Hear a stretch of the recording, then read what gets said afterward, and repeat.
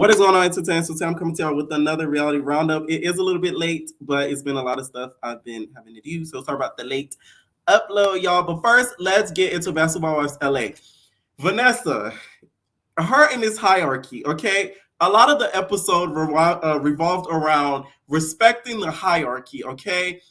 If y'all really think about it, Basketball Wives started out with a hierarchy. Remember the trophy when they used to have the Basketball Wives LA intro and they used to have the trophy and they used to have the girls that was like baby moms, girlfriends. They used to start off at the bottom of the trophy. It was like a pyramid if y'all watch Dance Moms. They started off at the bottom of the trophy. But then once you get to the top, it was like the wives. It was like you saw Shawnee was the last one. Shawnee, and then it was Tammy, like, or used to be wives. But the ones at the bottom were never married, baby moms, girlfriends. Okay? So that's what's kind of funny with this hierarchy thing, because it's kind of been integrated in the franchise before people started to kind of realize it, right? I think it's a bunch of BS though, because just because you a basketball wife don't mean your husband not cheating on you and doing stuff behind your back. Vanessa, you would know, okay? It's the bangs, like, ooh. I'm sorry. I like Vanessa though. I still like Vanessa. I don't care what nobody says. I still like the fact that she came on reality television and just told all her truth. She didn't lie or try to like come off as something that she's not. So her kind of explaining the hierarchy to Brittany and explaining the hierarchy to Giselle and Clayana, which Clayana, that girl makes me want to go in a pool of water. Oh my God. So Clayana thinks the hierarchy is BS and she feels as if Vanessa was being fake towards Brittany during the cooking class that they did on the previous episode, because she wasn't really talking to Brittany. She wasn't really acknowledging Brittany or whatever, right? So Clayana felt a way about it. And also Clayana feels as if Giselle is fake because Giselle takes more of the other girl's sides, like Brooke and, you know, Evelyn's side versus Brittany's side, right? So Clayana sat down with Giselle. Let me tell y'all something about Clayana. If OG from Basketball Wives did what Clayana has been doing this season, y'all would have dragged her out of that season with her African headdress on. I swear to God. Like, this lady is crazy. I'm like, whoa. Every scene we've seen of her, she trying to fight somebody, and they got to escort her out. Every scene they got to, no, you got to go. I'm like, she need to come on Zeus. You need to come. You on the wrong. You need to come on that STV, because it's like, that is crazy to me. This lady been in a fight every episode since she's been on the season. Like, it's really crazy when you think about it. So she was mad at Giselle because she feels like Giselle is fake with this whole situation in regards to Brittany. And Giselle was getting a little bit heated, but she basically was telling, you know, Clayana, like, hey, pipe down, like, you doing too much, you doing too much. They start going back and forth because Giselle was just like, I'm not fake, bro. Like, what you talking about? Like, who you even talking to like that? Like, that's the problem with you, Clayana. Like, you think you can like mother somebody, like tell somebody something like about this stuff, and you two in everybody's business. Why you in everybody's business? Okay, like, you just so in everybody's business. Okay, so Clayana ends up getting up. She's like, what do you mean? No, I don't care about that. These little girls can't punk me. Huh? What are you gonna do? Huh? So Brittany starts escorting Brittany, like, Brittany pushing her out the door. I'm like, poor Brittany. Her wig is standing by a thread. It's the wigs for her, for me too. So they end up taking her out.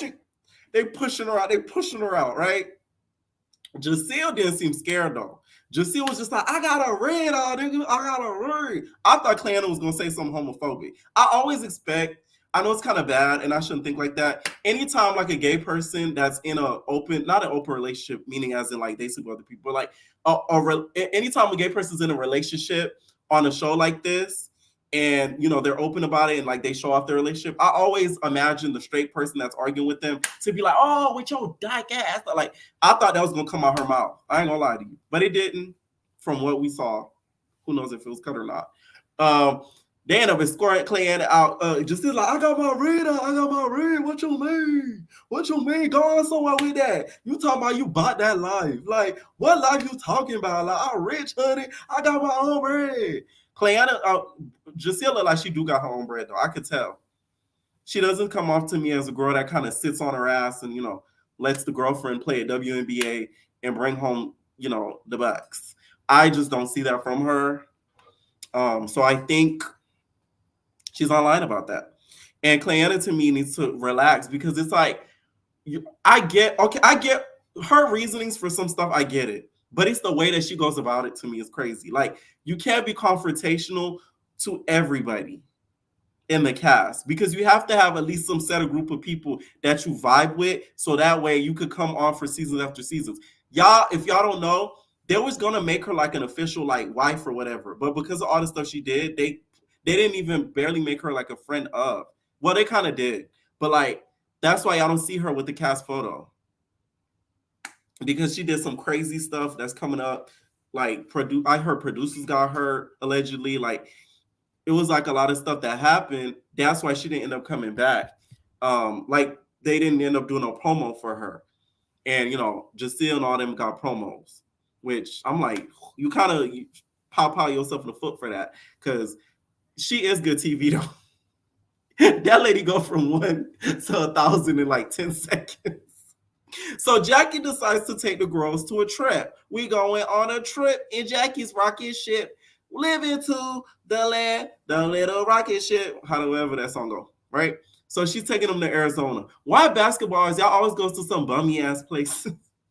No shade to Arizona and my Arizonian entertainers, but it's always some like location. It's never like they're going to Dubai. Like they stopped going to those big places once the ratings went down. Shawnee, Miss O'Neal said, we ain't got the money for that no more.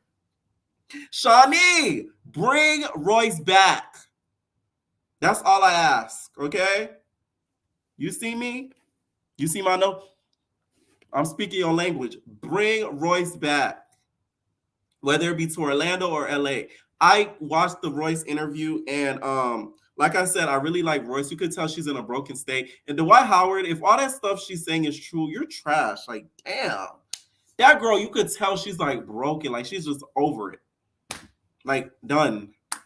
Dealing with the son and all everything. She was saying all this money she done had to spend because of Dwight allegedly, like all this stuff.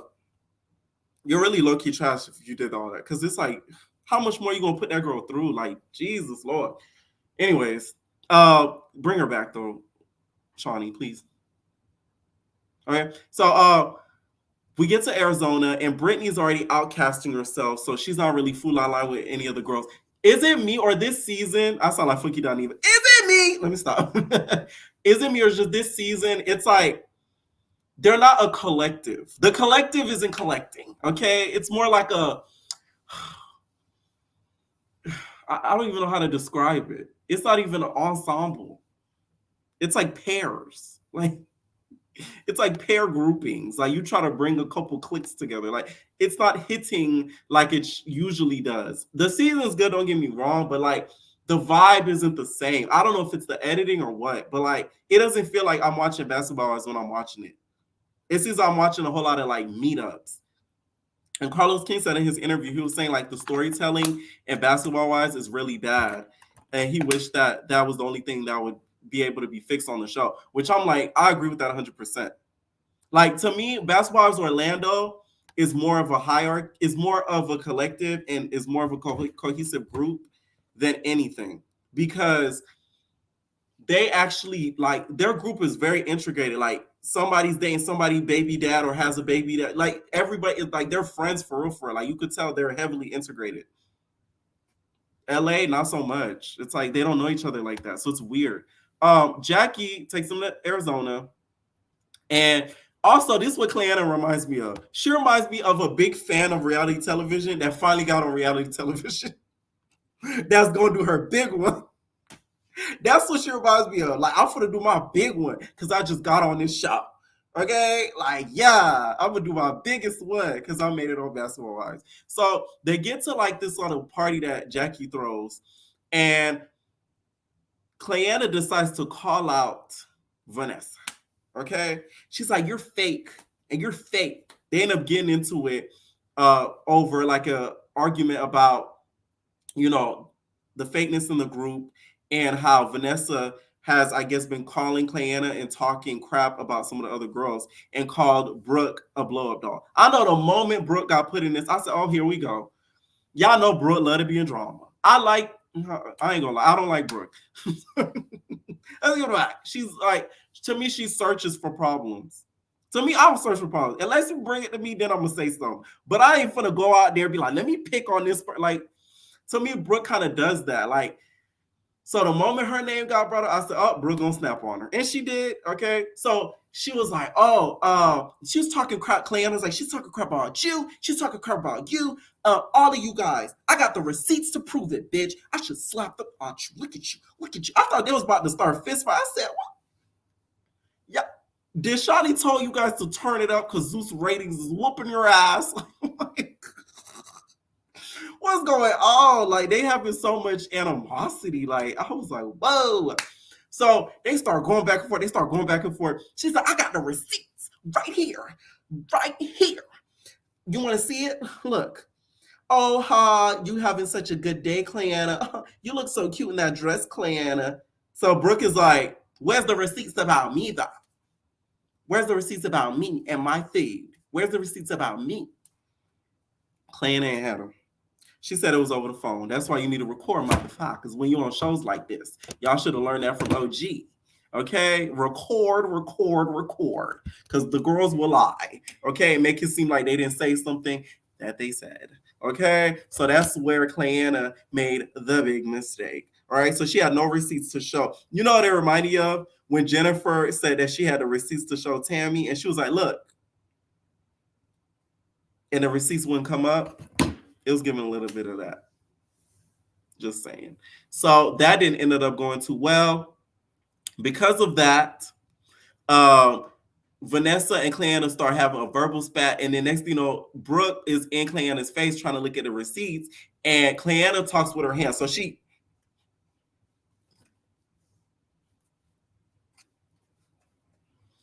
all up in Brooke's face like this. So Brooke is like, "Get your hand on my face. Get your hand on my face." And she's like, "But I talk with my hands." "But you're gonna get your hands on my face." So Brooke does one of those. Next thing they break her apart. Cleanna's like, "Oh yeah, you want that?" They about to start fighting. Vanessa takes her purse. She takes Cleanna's purse. This was such a Bad Girls Club move. That's how I know Cleanna watched reality television too. She take the purse and she hauls it in the pool. I couldn't believe I was watching. I'm like, whoa. Like, it was insane. I wish I could have dropped this student, but I couldn't. I was gagging. Because it's like, y'all too old to be doing that. Y'all way too old to be doing stuff like this. Like, that was crazy to me. I don't know if it was a Prada bag or Fendi bag, but she and threw that thing in the pool. What bothers me with this series is Cleanna has been able to stay in this series around these girls for a long period of time.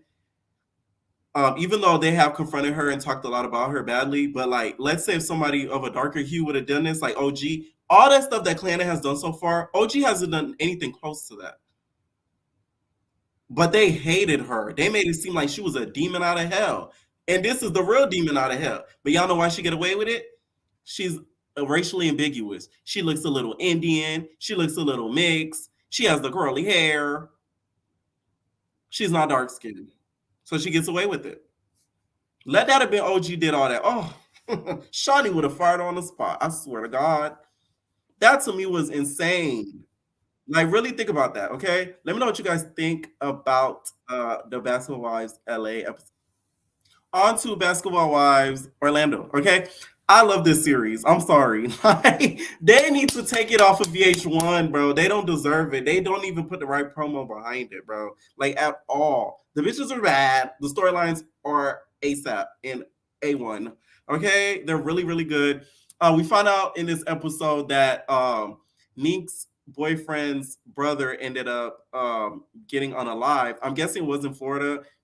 I'm telling y'all, one thing about them pow laws in Florida, it is nothing to play with. So the brother ended up being unalived over like a party, and it was like an argument or something like that to the point where Neek almost got involved. It was because somebody was attacking her boyfriend, so she was gonna get involved, but thank God her boyfriend stopped it from happening. So because of this, the her and the boyfriend ended up being safe, but the brother ended up unfortunately passing away. And the person who did it was a woman.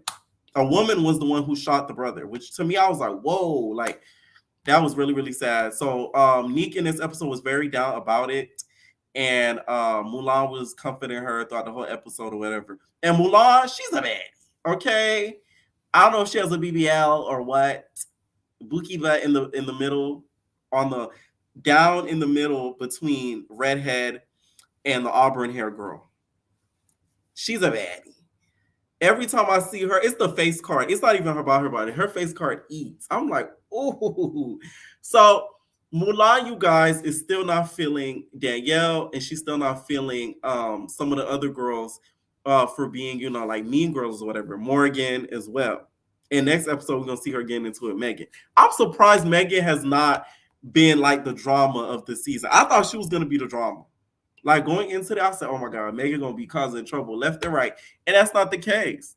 Okay, so the biggest thing that happened this episode, we just gonna get straight to the meat and potatoes. They had like a girls' night, fun night where they played games, spilled tea or whatever, had questions.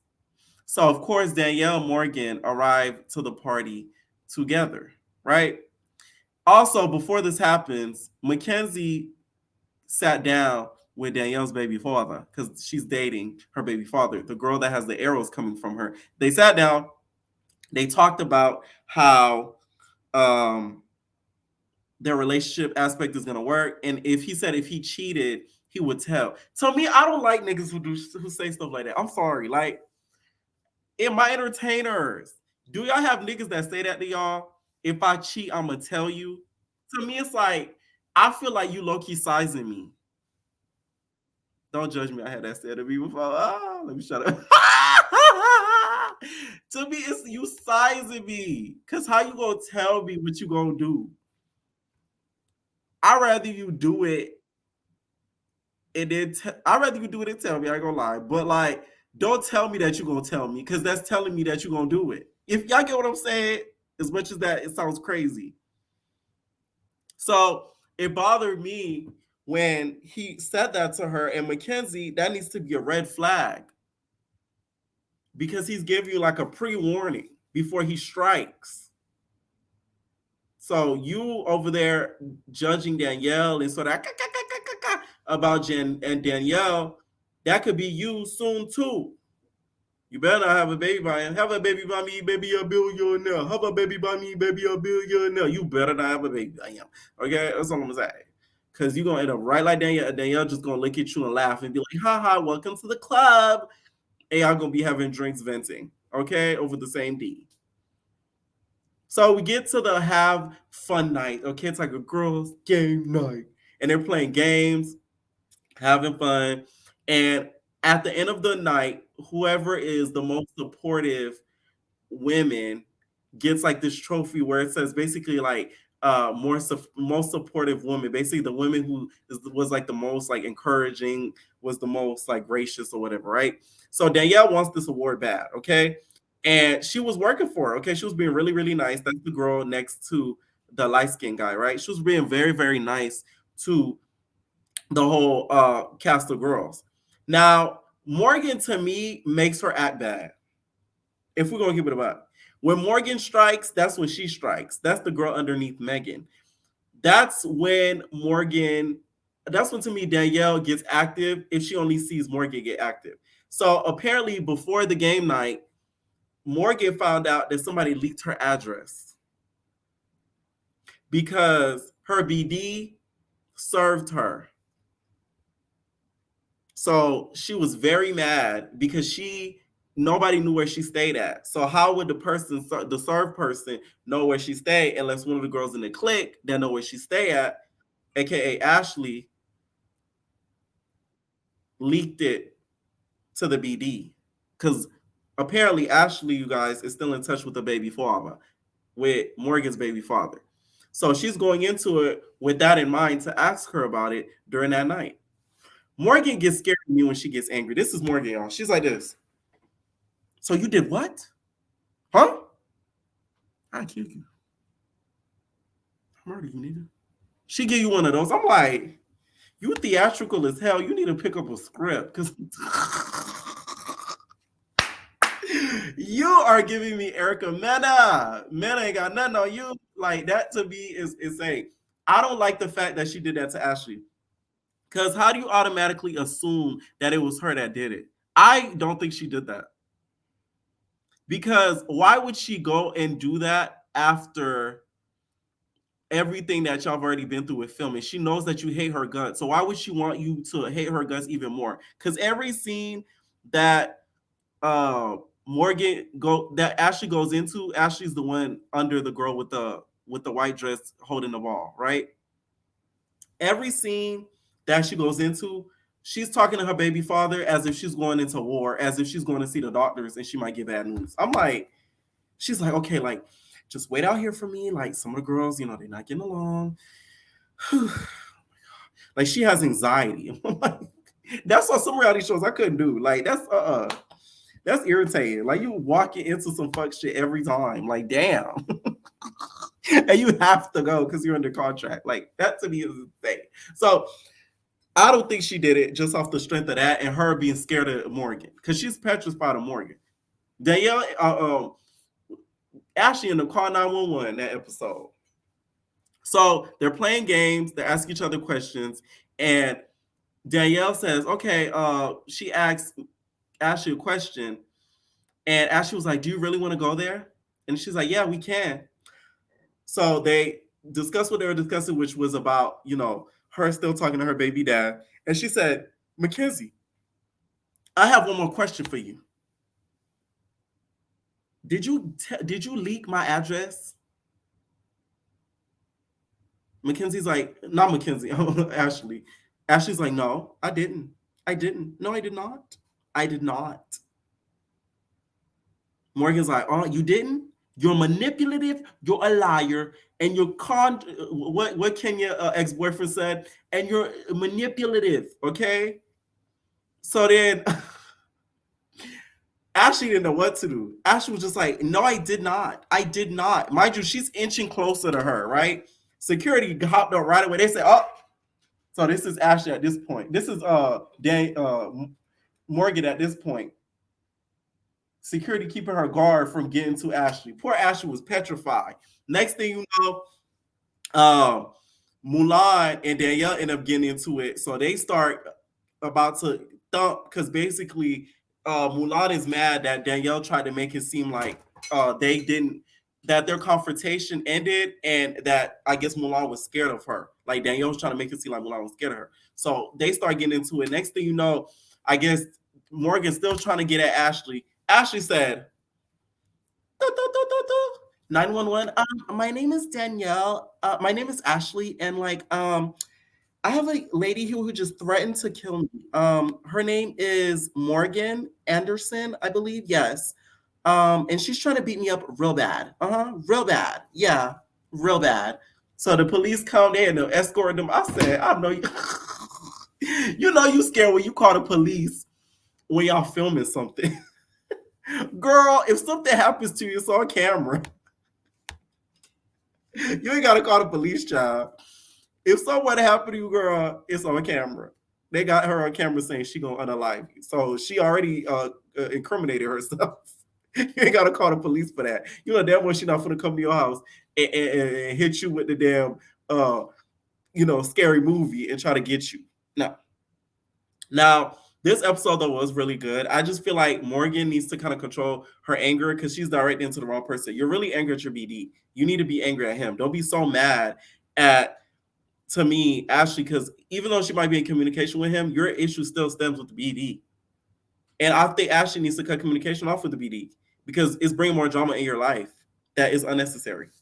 And that was really about it for Housewives Orlando. Also, Mulan talked about how her sisters apparently stole a watch from her. I'm like, this generation, oh my God.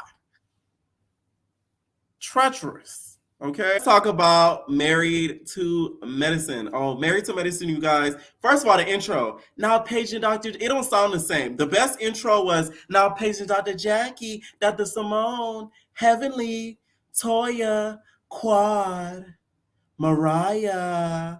Now it's like a weird chopped up, like a chopped screw, robotic sound where it's like Letitia, Toya, Mariah, Lakeitha. I'm like, it don't sound the same. It don't hit right. Where Mariah at? We need Mariah back. So we learned a lot more about Letitia as she goes wedding dress shopping. I don't see this marriage lasting long. I'm sorry. There's too much red flags. She's way too young and she cares too much about money. That's not good. It's just not good. Like I don't feel like she's in lust with him. Like you could tell he probably laid down a pipe good, but that's about it. I don't feel like she likes him as a person. She just likes what he could provide for her. And that's the issue. So Letitia, you guys, goes wedding dress shopping with Phaedra, Toya, and I believe it was Simone. You picked the two wrong people to go shop. First of all, Toya low-key a hater, and Phaedra is shady. Okay, so Phaedra's just like, look, she's like, ooh, are you wearing all white? I didn't think you was a virgin. Oh. So Phaedra the whole time is low-key shading her. The girls are kind of looking her up and down. She's picking out dresses or whatever. That's a problem too with her joining the cast. These aren't her friends. Like, she's not a friend of anybody. And if she is, they don't know that girl that long. Let's give it a that. They don't know her that long. They just met Letitia. Like, Letitia just came on the screen. They know. Letitia, to me, at least what I do like, she does have her own like career and job going on. So that's what makes her coming across as a gold digger less, reputable. But this is what gets me too. The group, Facebook group about dating older men. First of all, how do you get in the group? I'm just saying, okay? So apparently Letitia, you guys, is in a Facebook group where women that are dating older men are in the same group, which I never heard of nothing like that. That to me was insane. I'm like, there's a group like that?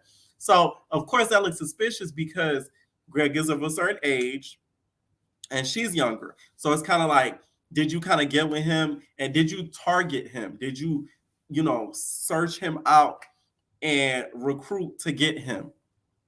Or like it looks very opportunistic, like it really does, because it looks as if you went out of your way, you found who he was, you knew that he was single, you basically thought you hit a lick, you took a flight, you did your big one, and it worked. Which I'm gonna start doing that now, because like you never know.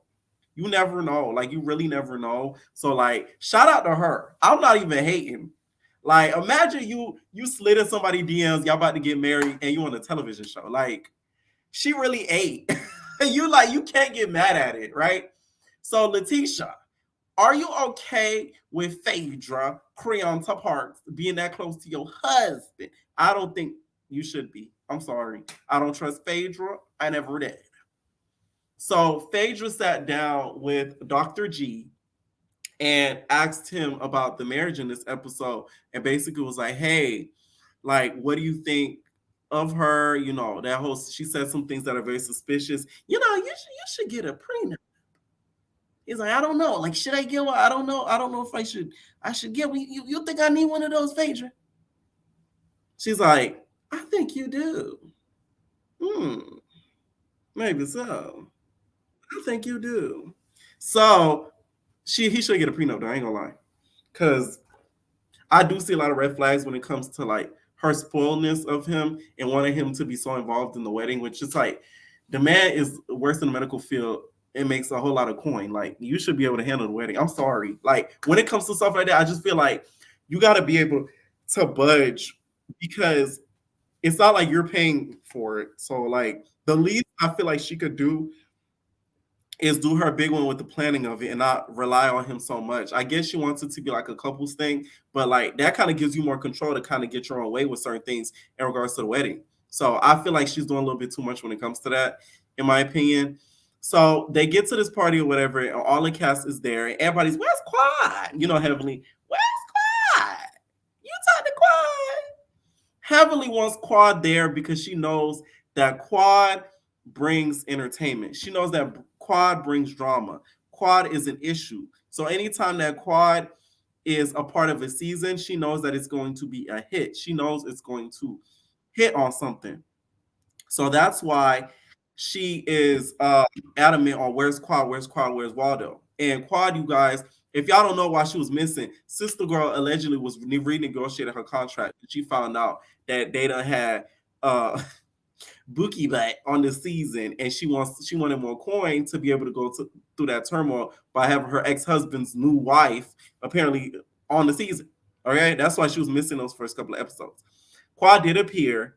Her and Phaedra, of course, are buddies, and Phaedra's on this season, so that's like her little alliance. So this party where Dr. G, future wife, wife now, Letitia was at, Heavenly's basically like, so I heard that you needed therapy for dating all the guys. What's up with that? Because I got a daddy. And she's like, no, I didn't need therapy. It's a Facebook group that I was a part of. Phaedra, let me tell you something. Heavenly is hilarious. The way she spins the story and makes it not true is such a key. You could tell Letitia was getting a little bit irritated because they were kind of getting in on her. She did end up crying and going to the bathroom and crying, and Simone had to kind of console her. I don't think they were that hard on her though as they could have been. They really could have went in on her. And she ended up getting up in the closing.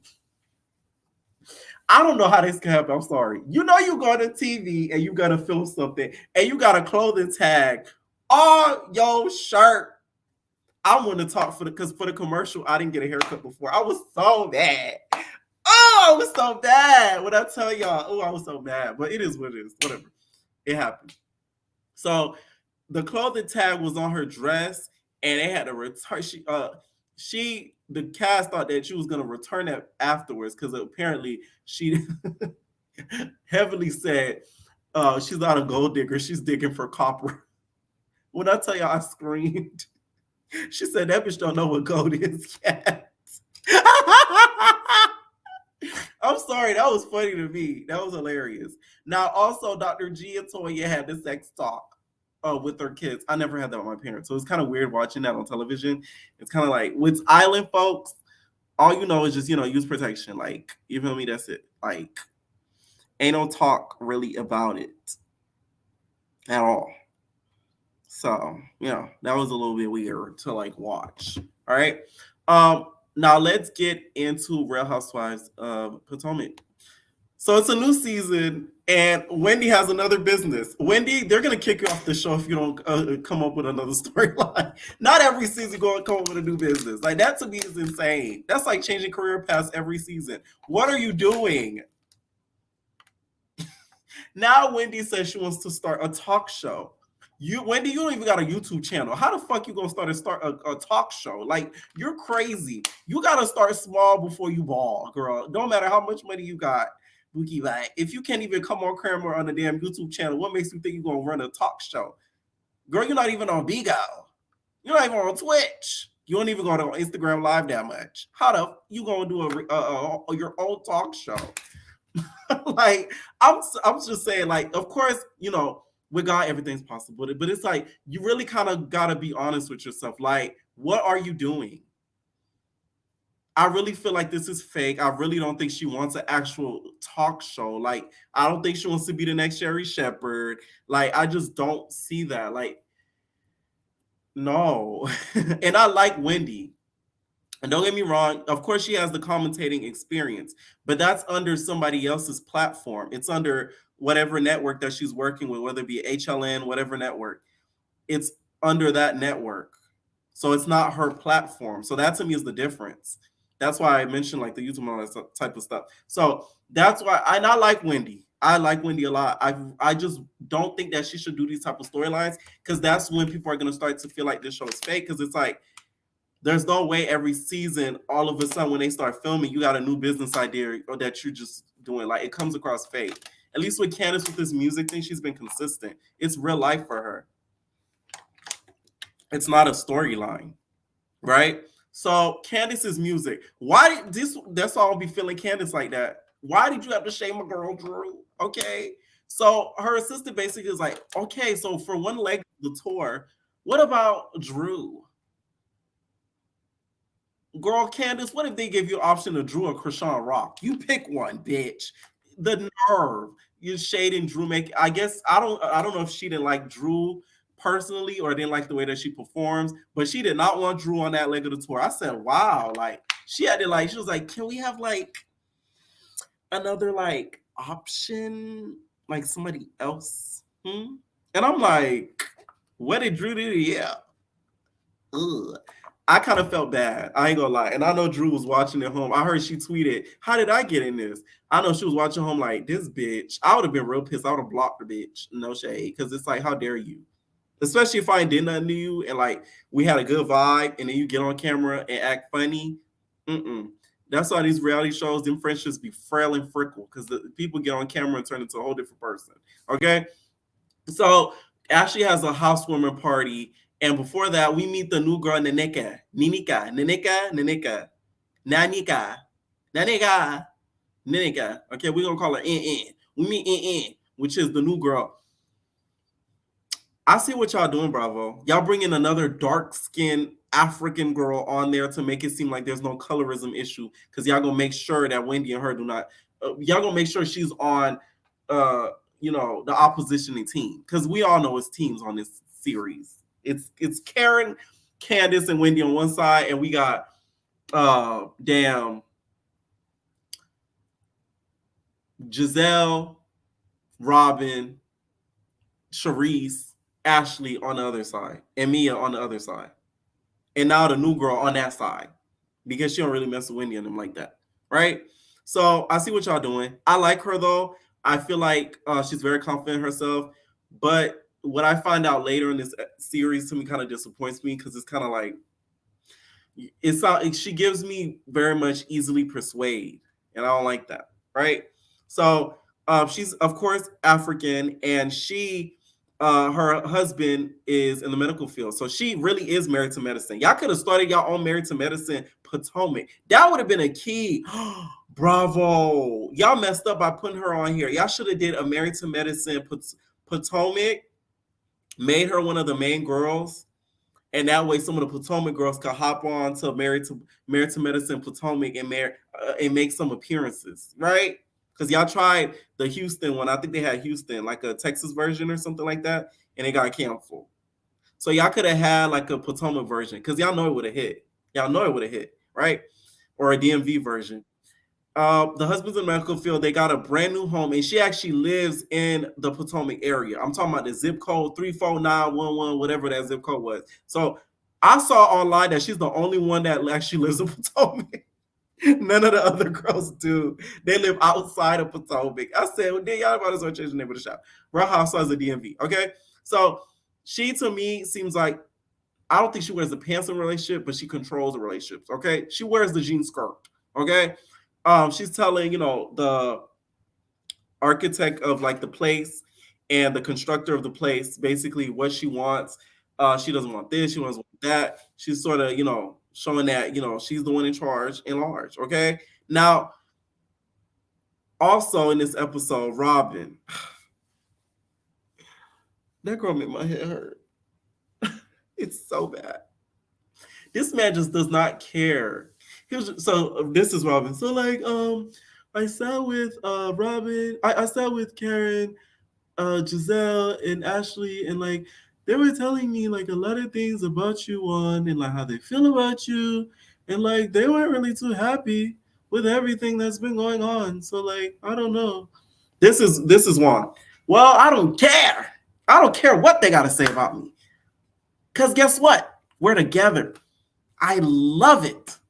I don't care what they gotta say. People, they gonna talk. They gonna talk. Like he's just a dickhead. Like he's just like, you don't care that she's embarrassed. Like that doesn't bother you that she's embarrassed. That should bother you. And they also bring up the whole situation in regards to the situation with the kids and him losing his job. He's like, I'll put everything before me. Like I love those boys. Like I love those boys. It's like he was making a little bit of a joke about it. I didn't like that. And also, he was like, "Yeah, I put them boys in front of me every time. Like I put a lot of people in front of me." And Rob was like, "So do I. Like I don't know. Like I don't know." That was Robin's way of telling you, "Yeah, fuck nigga, I do that all the time. Yeah, because I should have been left your ass." Ah. Don't trust no nigga, don't trust no Christian. Okay. So we get to the party that Ashley's throwing. I'm sorry, I don't like Ashley's home. I shouldn't talk because I don't have a home. I have a home, but like I don't have a house. I just don't like it. It comes off to me like a vacation old retiree or retiree's home. That's what I don't like about it. So she showed off the home and everything, and we get introduced to the new girl there. The new girl seems like, all the girls are taking a liking to her because she's confident in herself. This is what bothers me with Giselle. Every new girl comes and you grill them. Why didn't you grill her? It didn't seem like you went in her business like you went into Monique's business. You should have went in on her. Be like, how much homes do you have? Why didn't you do that? Apparently she got homes in Africa and everything. So the girl, she gets to the man. No, she gets to the bag, right? So Ashley was just like, so like, Wendy, can I pull you to the side for a second? I just want to talk to you. Okay. So Wendy's like, oh, like Ashley, I love you. They start talking, and then Ashley gets to the messiness of it all. She's just like, so I was told that like you were like Nobu. I believe that's how it's pronounced. Correct me if I'm wrong. She's like, you're Nubu or Nobu. And like, yeah, that's what Nika told me. And Nika told me that, like, you're Nobu. And like, it's like an African thing to where like you basically disband of all your family. Like, wow. Mind you, when Ashley sat down with her, she didn't say it like that. I don't even think she even mentioned that. So Ashley's just trying to instigate and start in drama. And that's the problem that I'm having with the new girl. Because it's like you kind of let them finesse you and manipulate you with having beef with her. And that's your fellow African sister. Okay? Y'all could have been a dynamic duo. But it didn't seem to end up like that. All right? Also, with Mia and Karen meeting up, Karen had all rights to give her that handshake that she did. Okay? The gentleman's handshake that Blueface be talking about. Because Mia did a lot of crazy stuff last season, and she says apparently she was mixing the Tic Tacs with alcohol, which is pills. If y'all wonder what the Tic Tac is, okay. So she was taking Tic Tacs, and then she drinking it after. That's why she was acting the way she do. It kind of makes sense because last season Mia was acting very erratic, like wild, right? So, in my opinion, Karen should take all the time she can to forgive her because y'all trying to make it seem like this lady cheating on her husband. And also, for y'all Twitter people talking about Wendy didn't hug Giselle, I'm glad she didn't hug Giselle. You want to know why? Had she tried to hug her, Giselle would have denied it. And then had she hugged her and they hugged, y'all would have said Wendy is fake. So pick one. And that was about it for the episode, okay? Let me know what you guys think about this reality roundup and all these series just in general. Leave your comments down below, and we're all babies. No personal thing.